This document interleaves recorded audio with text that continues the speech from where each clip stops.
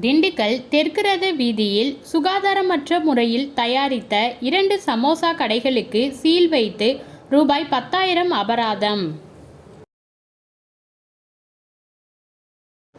திண்டுக்கல் மாநகராட்சிக்கு உட்பட்ட பேகம்பூர் அரண்மனைக்குளம் ரோடு, தெற்கு ரத வீதி, பாறைமேடு உள்ளிட்ட பல்வேறு பகுதிகளில் 50க்கும் மேற்பட்ட சமோசா தயாரிக்கும் கடைகள் செயல்பட்டு வருகிறது.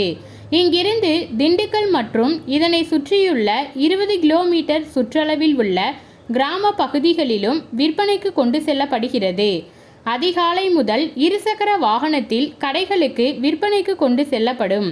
டீ கடைகள், பெட்டி கடைகள் ஆகியவற்றில் இந்த சமோசா கொடுக்கப்பட்டு வருகிறது. திண்டுக்கல் பேருந்து நிலையம் உள்ளிட்ட பொதுமக்கள் அதிகம் கூடும் இடங்களில் விற்கப்பட்டு வருகிறது. இதனை சிறுவர்கள் முதல் பெரியவர்கள் வரை வாங்கி சாப்பிடுகின்றனர். இந்நிலையில் சுகாதாரமற்ற முறையில் சமோசா தயாரிக்கப்படுவதாக பொதுமக்கள் மாநகராட்சி அலுவலகத்தில் புகார் அளித்தனர்.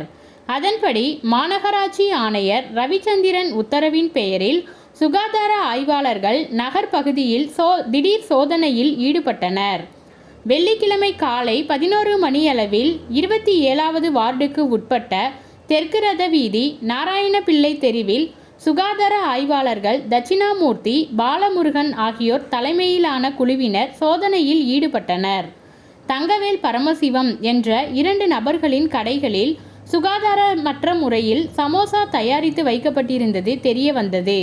மேலும் உருளைக்கிழங்கு, வெங்காயம் உள்ளிட்ட காய்கறிகள் கெட்டுப்போன நிலையில் இருந்ததும் கண்டுபிடிக்கப்பட்டது. இது மட்டுமின்றி சாக்கடையின் அருகே காய்கறிகள் வைத்து சுகாதாரமற்ற முறையில் பயன்படுத்தி வந்தனர். இதனையடுத்து 2 கடைகளுக்கும் சீல் வைத்து அதிகாரிகள் நடவடிக்கை மேற்கொண்டனர். மேலும் தலா ரூபாய் 5,000 வீதம் ரூபாய் 10,000 அபராதம் விதிக்கப்பட்டது. பொதுமக்களுக்கு வழங்கப்படும் உணவு தின்பண்டங்களை சுகாதாரமற்ற முறையில் தயாரித்து விநியோகம் செய்ததால் கடும் நடவடிக்கை எடுக்கப்படும் என எச்சரிக்கை விடுத்தனர்.